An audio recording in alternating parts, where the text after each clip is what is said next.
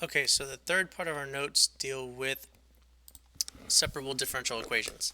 Okay, we've talked about differential equations already. Differential equations are basically an equation that have the derivative in it.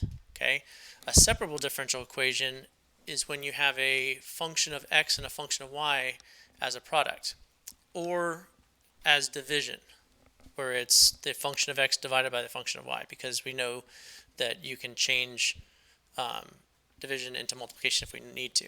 Okay, but it has to be a differential equation, it has to have the derivative in it. In this case, we have dy over dx equals g, which is a function of x, times h, which is a function of y. Okay, so an example is this. So we have dy over dx equals 2x times y squared. Okay, so this is a separable differential equation. And when you do separable differential equations, the reason that we say it that way is because we have to separate our x's and y's into two differential equations. Okay, one x is on one side, y is on the other side. So we're going to separate our x's and y's so that we can actually integrate and find our original function. Okay, so this separable differential equation sounds like we're dealing with the derivative, but it's actually antiderivatives. Okay, so the first thing we're going to do is we're going to multiply both sides by dx and divide both sides by y squared to separate our variables. Okay, so I get here.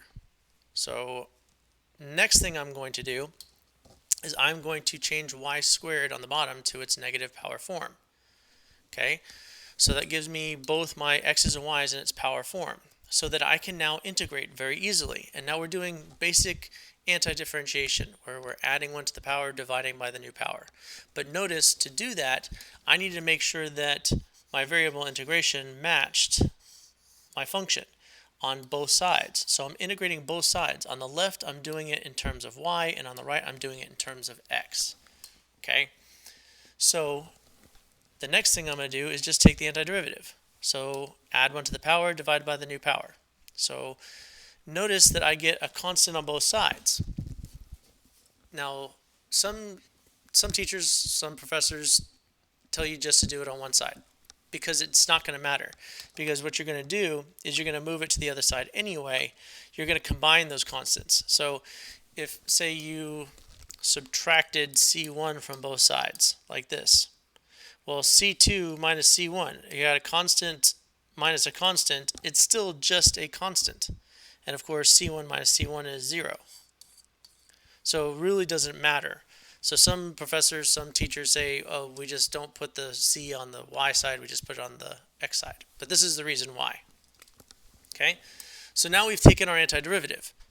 So this is our antiderivative, but we don't leave functions in terms of negative 1 over y. We solve for y. So I'm going to solve for y, and I get y equals 1 over x squared plus c. Okay? This is it. This is what separable differential equations. So a lot of the times you hear engineers talking about that Diff class. This is technically kind of what they're doing. Okay? These are separable Diff EQs. So it's really super simple if you know the concept. Okay? So here's another example. It looks really, really complicated, but do I have my x functions and y functions that are separable? Absolutely. So that's what I'm going to do first. Okay, I'm going to separate my variables.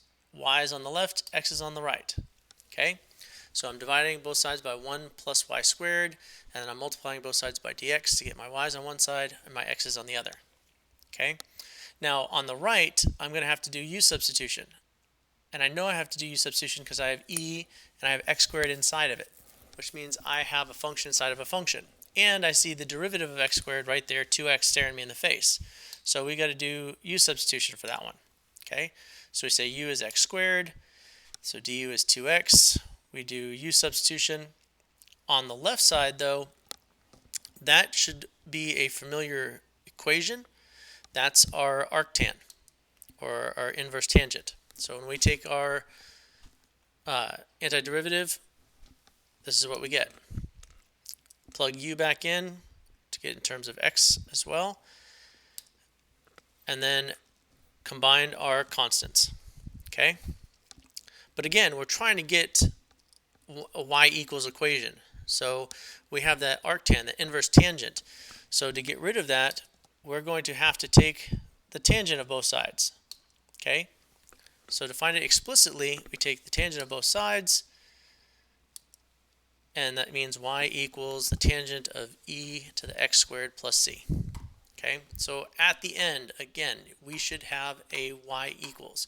And if we take the derivative of this, we should get back what we started with. Okay, so that's one way of checking it always. All right, last example. Here we go. We've got dy over dx equals x squared plus 2 over y. Again, I could change this to multiplication by multiplying by 1 over y, but it's not going to make a difference. So the first step is getting x's and y's by themselves. So I multiply both sides by dx. That gets rid of that.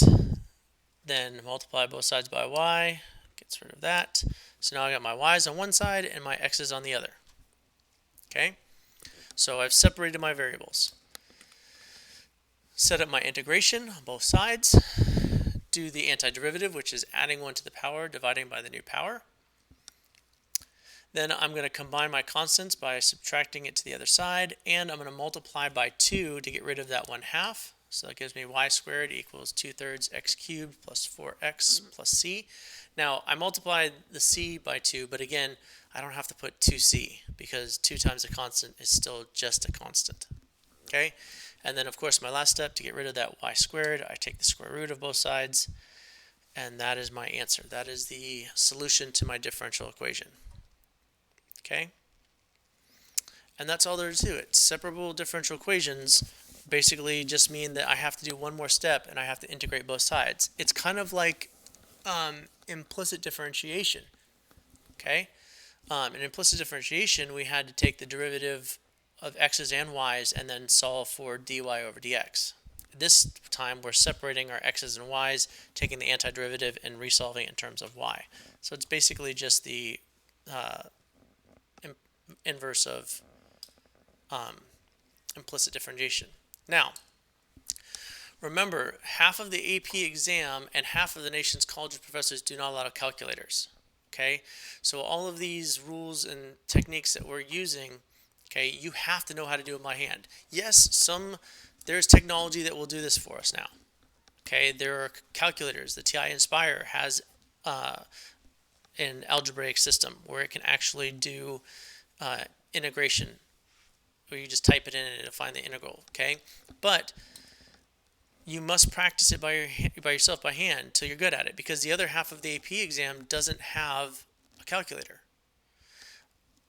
I was never allowed to use even a basic graphing calculator in my calculus classes. So it just depends on the professor. You need to make sure that you know how to do it so that you are set.